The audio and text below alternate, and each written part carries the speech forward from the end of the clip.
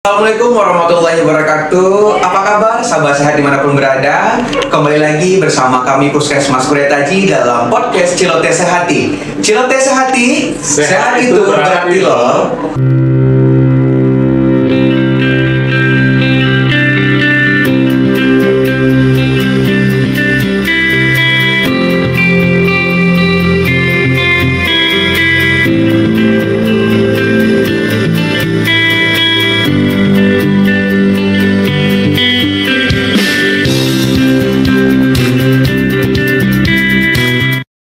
Baik, saya Dr. Raffi akan menjadi host pada podcast pada hari ini. Dan kita sudah bersama dengan salah seorang dokter spesialis obgyn, yaitu Dr. Murtada Islam, spesialis obgyn konsultan.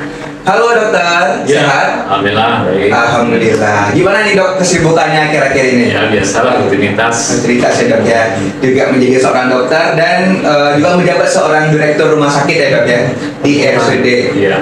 Profesor Mehmet Pariaman. Baik, hari ini kita akan membahas mengenai kehamilan berisiko tinggi ya dok ya. Ini mungkin sudah sangat banyak terjadi di masyarakat dan terutama khusus di puskesmas kita ya dok ya, di Kuretaji itu untuk angka kehamilan berisiko tinggi seperti hipertensi dan kehamilan, preeklamsi bahkan anemia itu sudah cukup tinggi. Nah, kita akan lebih kulik sahabat sehat, mulai dari apa itu kehamilan berisiko tinggi, apa saja faktor risikonya, dan nanti sampai bagaimana kita bisa mencegah dari kehamilan berisiko tinggi ini. Ya. Oke dok ya. Ya. Baik, mungkin sebelum itu kita sahabat sehat mungkin ingin tahu gitu dokter, apa sih itu kehamilan berisiko tinggi? Jadi, kehamilan berisiko tinggi itu adalah kehamilan yang bisa membahayakan ibu dan anak. Jadi ketika wanita tidak hamil, itu tidak ada. Ketika hamil, dia menjadi ada membahayakan apa namanya nyawa atau nyawa ibu dan anak, itu yang berisiko tinggi. Sebenarnya kehamilan itu sendiri sudah berisiko, karena hamil itu akan membawa pengaruh pada perubahan pada metabolisme seorang wanita yang bisa mengundang atau muncul penyakit-penyakit yang sebelum nggak ada. Yang mana penyakit itu berisiko. Contoh, yang sebelum nggak ada hipertensi, ketika hamil datang hipertensi, namanya hipertensi gestasional. Kalau hipertensi sudah mempengaruhi sampai ke dalam, mempengaruhi organ, namanya preeklamsi. Karena begitu hipertensi mempengaruhi organ, dia bisa menjadi kejang, kejangnya eklamsi. Jadi kita namakan istilahnya preeklamsi. Dia belum kejang, tapi organ sudah mulai terpengaruh. Apa itu organ? Organ-organ vital, mulai otak, hati, hepat, jantung, ginjal. Itu bisa gara-gara hipertensi dari terjadi perubahan-perubahan pada fungsinya. Itu salah satunya adalah satu aja tuh. Kalau yang apa penyakit yang lain yang berisiko tuh, ya berisiko itu contohnya apa namanya? Usia kehamilan. Dia terlalu muda atau terlalu tua. Itu kesiapan tubuhnya untuk hamil itu belum ada, sehingga bisa terjadi lagi penyakit-penyakit yang menyebabkan membahayakan ibu dan anaknya. Contoh yang terlalu muda tadi, dia belum mengenal perawatan anak, perawatan diri sendiri, kemudian tubuhnya itu secara fisiologis belum sempurna pembentukannya, jadi kemungkinan dia itu nanti dioperasi, seksi untuk melahirkan. Atau yang sudah di atas 35 tahun yang risikonya tadi tubuhnya udah mulai akan timbul bakat-bakat penyakit-penyakit degeneratif, hipertensi tadi, diabetes, dislipidemia, segala macam, kolesterol segala macam. Itu bisa muncul di atas secara fisiologis kita lah, misalnya di atas 35 tahun. Ya, ada lagi risiko lain, contohnya apa? Bekas seksio. Jadi seksio menimbulkan bekas, menyebabkan risiko lagi. Apa risikonya? Ya bagaimanapun sambungan seksio yang dibuat manusia ini tidak sekuat yang dialami sebelumnya. Yang bisa oleh dokter, yang di-repair oleh dokter itu bisa timbul lagi, sehingga kehamilan pada risiko seksio ini termasuk risiko tinggi juga. Itu ada aturan pengelolaannya, sehingga tidak mencegah menjadi sesuatu yang fatal. Baik, jadi intinya tadi dok, kehamilan berisiko tinggi ini kehamilan yang diikuti dengan penyakit-penyakit penyerta tadi ya? Ya, yang membahayakan. Yang membahayakan. Karena kehamilan itu sendiri saja sudah berisiko sebenarnya dokter ya. Oke. Tapi kalau kita berbicara terkait faktor risiko nih dok, apa yang menjadi faktor risiko adanya kehamilan berisiko tinggi ini pada ibu hamil? Ya banyak sebenarnya. Yang kondisi saat itu satu, riwayat sebelumnya satu. Nah, contohnya sebelumnya dia pernah perdarahan, kemudian pernah dioperasi sesar. Nah, itu yang kondisi sebelumnya. Yang kondisi sekarang contohnya sekarang anaknya besar contohnya. Maka dia ada hubungan diabetes mellitus atau tensinya tinggi. Tensi tinggi ini banyak juga nih, ada yang hipertensi biasa atau hipertensi kronis namanya, ada hipertensi kehamilan, hipertensi gestasional. Ada yang preeklamsi sendiri, sudah mempengaruhi organ-organ tubuh yang lain. Nah, itu harus kita investigasi. Karena masing-masing beda, grade bahayanya berbeda, ya. Atau kondisi saat itu satu lagi, misalnya pertumbuhan anaknya kurang. Yang masa kita stunting, sekarang munculnya stunting banget, itu bisa termasuk yang berisiko. Karena nanti pengelolaan setelah lahir itu kan mempengaruhi kualitas anak kan. Nah, atau ada plasenta itu rendah atau nutup sekalian, jadi perdarahan hebat. Nah, itu bisa kita lihat dengan tulisan antenatal care namanya. Jadi ada program pemerintah itu mewajibkan ibu hamil ini untuk pemeriksaan di layanan-layanan pemerintah, contoh puskesmas kita ini. Nah, sehingga bisa terdeteksi kalau ada yang mengarah kepada yang membahayakan tadi, yang namanya berisiko tinggi tadi. Sebenarnya kalau ada buku kian dibagikan itu ada itu tabelnya. Bisa kita lihat apakah dimaksud kuning, merah atau hijau. Sudah ada grade-nya itu. Nah, itu bisa langsung kita pintar. Kalau udah merah langsung segera kita rujuk ke rumah sakit. Rujukan kedua juga ada yang rujuknya itu emergensi harus saat itu ke UGD langsung. Ada rujukannya yang elektif atau terencana, itu masuk ke poliklinik. Berarti harus dirujuk tapi harus sekarang. Nah, itu bisa melalui poliklinik. Tapi ada yang rujuk harus sekarang saat ini juga.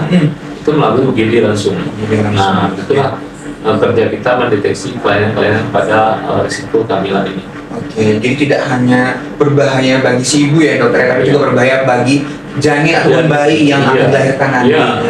Oke, jadi sahabat sehat tadi kita udah tahu bagaimana saja faktor risikonya dan apa itu dari kehamilan berisiko tinggi. Tapi mungkin untuk sahabat sehat nih dok ya, yang dimanapun berada, yang baru hamil atau mungkin ada keluarganya sedang hamil, gimana sih dok cara untuk mengetahui atau mendeteksi, wah di diri saya ada nggak nih kehamilan berisiko tinggi gitu kan? Gimana tuh cara mendeteksinya? Jadi sebenarnya jurusnya udah jelas, aturan yang diberikan oleh Menteri Kesehatan sekarang, ibu hamil itu minimal 6 kali periksa. Minimal itu 1, 2, 3. Semester 1, 1, semester 2, 2, semester 3, 3. Apa itu semester 1? Ya hamilnya di bawah 4 bulan ke bawah lah ya. Semester 3 apa? 4 bulan sampai menjelang 7 bulan. Semester 3, 7 bulan ke atas sampai waktu persalinan. Nah, sebenarnya itu selain pemeriksaan yang tadi itu kunjungan dia berinteraksi dengan nakes, entah bidan, entah dokter, yang 6 kali, dia dibutuhkan dengan namanya USG. USG ini pentingnya apa? Jadi USG ini sebenarnya alat bantu mas ya, tapi ini cukup apa ya, cukup membantu gitu. Alat bantu cukup membantu, dasar membantu bahkan. Karena setelah kita melihat janin itu dalam rahim, dalam perut itu nampak ada USG itu. Nah, pertama USG yang pertama, trimester pertama itu untuk memastikan dia hamil atau enggak. Iya kan? Ternyata nggak hamil. Ya minori saja. Ada orang dia udah 2 tahun, 3 tahun, 4 tahun menikah, tahu sekarang minori dia. Lebih pergi ke bidan. Nanti lah lihat belum nampak lagi. Lalu belum nampak juga, akhirnya dia pergi ke dukun. Dukun kadang-kadang dia orang sugesti kan. Wah ini ada nih. Tunggu nanti tunggu nggak ada juga, nggak terlalu besar perutnya. Lalu pas di USG nggak nampak, ternyata dia minori saja, cuman perutnya besar, mungkin dia mulai obesitas, sehingga terjadi ya namanya salah diagnosis. Jadi dia kecewa, dia udah nunggu sekian lama, suami sama sayang, mertua bersayang, betul nggak ambil, mana dia nulis biologi itu, bapak ini gimana, betul ambil lah, seperti itu kira. Jadi trimester pertama awal minori itu coba cek yang USG, memastikan. Selain memastikan status usianya berapa saat itu hitungan ke depan. Karena nanti ada hamil itu yang lewat bulan, ada yang hamil itu justru prematur. Kalau hitungan udah bagus, tercatat, ada rekodnya di buku KIA, itu jadi pegangan kita, itu sangat penting. Karena usia kehamilan USG pada awal itu paling presisi. Itu lebih presisi ukurannya pada awal. Akhirnya kita evaluasi pertengahan lagi. Pertengahan itu kita lihat perkembangannya, ada mengarah kali pemerintah sesuai enggak tadi milestone jadi ketika usianya trimester pertama tadi usianya misalnya 6 minggu, sekarang dia trimester 2 ini ukurnya udah 6 bulan nih, 4 minggu. beratnya benar nggak, sesuai nggak itu, jadi konfirmasi perkembangannya itu, sehingga kalau dia MDR atau stunting yang tadi itu bisa cepat-cepat kita ketahui, sehingga langsung kita intervensi. Nah, sehingga karena kalau UJR di luar itu lebih sulit, karena setara udah rendah. Belum lagi melihat ke lain-lain, air tubannya bagaimana, plasenta bagaimana, hidup nggak jadinya nih, karena jantungnya kita nggak bisa dengar, karena harus kita USG. Kemudian USG berikutnya USG trimester 3 yang pikiran ATRM, kapan pikiran itu USG sekali lagi untuk merekomendasi hamilnya ini persalinannya bagaimana, anaknya layak nggak untuk persalinan, udah cukup atau belum, itu dengan hitungan tadi itu lebih bagus dari report tadi. Makanya dihadapkan setiap kita nakes mengisi buku pink itu komunikasi semua nakes, semua tenaga kesehatan yang menyentuh pasien itu wajib mengisi buku pinknya. Itu ada tuh, ada untuk dokter, ada perawat, ada isi dalam itu. Bahkan yang bagus sekali itu udah tebal sekali tuh, udah tebal sekali, bahkan bisa semester pertama, semester kedua, USG-nya ada lembarannya. Itu juga bukunya dibaca-baca oleh ibu. Ibunya mengerti tentang kesehatan dia, tanda bahaya dia. Nah, sehingga nanti ketika sudah ATM bisa kita rencanakan persalinannya bagaimana. Kalau yang ada risiko, ini kita rujuknya kemana, ibunya harus mengerti juga. Nah, dia bisa kita untuk mengerjakan tadi, iya. Jadi kalau di puskesmas kita ya dari Haji itu kita sudah mewajibkan untuk pengecekan di semester 1 dan semester 3 dan kita sudah dilengkapi juga dengan fasilitas USG juga dokter. Jadi kita juga bisa udah mendeteksi tadi itu apa aja kelainan-kelainan yang ditemukan selama masa kehamilan tadi.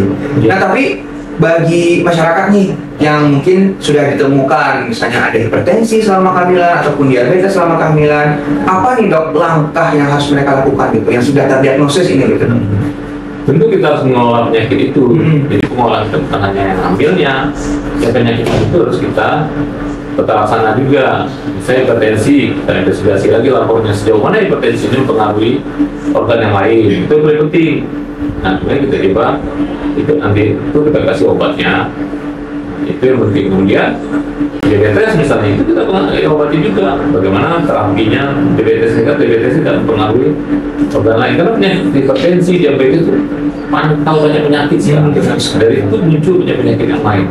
Orang yang di HD itu yang cuci darah itu hipertensi dengan DM itu tanya aja lah backgroundnya dari sana, nanti menghajar semua organ kita. Dua penyakit ini hipertensi itu dia membunuh organ kita secara pelan-pelan. Mana yang kena duluan, ya itu yang down duluan. Kena mata duluan, mata. Kena jantungnya, koroner dia. Kena ginjal, kita ginjal dia. Ya, karena hepatosis dia banyak orang yang kena. Ya itulah. Jadi harus kita kelola. Dan mengolahnya nggak gampang karena banyak mengolahnya nanti berubah perilaku. Jadi bukan hanya medikamentos saja, obat saya kita beri, tidak, perilaku yang paling penting. Iya, ini paling sulit. Jangan kan orang biasa, kitanya nakes ini merubah perilaku sulit. Iya benar sekali. Ini kan saya di pengobatan perilaku saya obes ini udah dikontrol sekali nih. Itu karena udah tahu saya udah di atas 50 nih, nggak ada cerita harus dibatasi lagi. Itu merubah perilaku itu. Kemudian ada nakes yang rokok, dia tahu rokok itu nggak bagus, dia masuk rokok juga. Maka dokter ada rokok, ya kan? Nah itu contoh perilaku sulit. Nah itu perlu kita memberikan edukasi dan pengajaran pada pasien-pasien khususnya pengolahan resiko tinggi pada kehamilan ini, karena terapi itu banyak yang berubah perilaku, harus kontrolnya lebih sering, nggak boleh ini, nggak boleh itu, harus begini, harus begitu. Nah ini merubah habitnya di rumah. Jadi seperti itu ya sahabat sehatnya. Intinya itu bagaimana kita ya punya kesadaran sendiri terhadap kesehatan diri kita masing-masing. Kalau misalnya kita memang ada ditemukan kehamilan berisiko tinggi, segera obati ke dokter ya dok ya, atau langsung ke layanan kesehatan terdekat. Baik sahabat sehat dimanapun berada, sudah cukup banyak ya kita bahas terkait kehamilan berisiko tinggi, dan tadi kita sudah mengulik satu persatu mulai dari apa itu kehamilan berisiko tinggi, faktor resiko, pencegahan, sampai tadi pendeteksian pengobatan ya dari kehamilan berisiko tinggi ini. Jadi intinya untuk masyarakat dimanapun berada, apabila nih kita ada atau keluarga yang mengalami kehamilan berisiko tinggi, cepat berkoordinasi dengan nakes ataupun ke layanan kesehatan terdekat dimanapun berada. Baik, terima kasih banyak Dokter Islam atas waktunya, dan mungkin itu dulu untuk Ciloknya Sehat saat kita pada hari ini. Saya Dr. Raffi dan Dr. Is mohon pamit undur diri. Mungkin kita jalan dulu ya dok ya, boleh ya? Oke, Ciloknya Sehat. Sehat itu berarti loh. Oke. Oke. Baik, terima kasih sekali lagi Dokter Ika atas waktunya. Mungkin kita bisa bertemu di kesempatan podcast berikutnya dengan narasumber yang tidak kalah seru dan hebat-hebatnya. Baik, saya Dr. Raffi, Dr. Is mohon pamit undur diri. Saya akhiri dengan Assalamualaikum warahmatullahi wabarakatuh.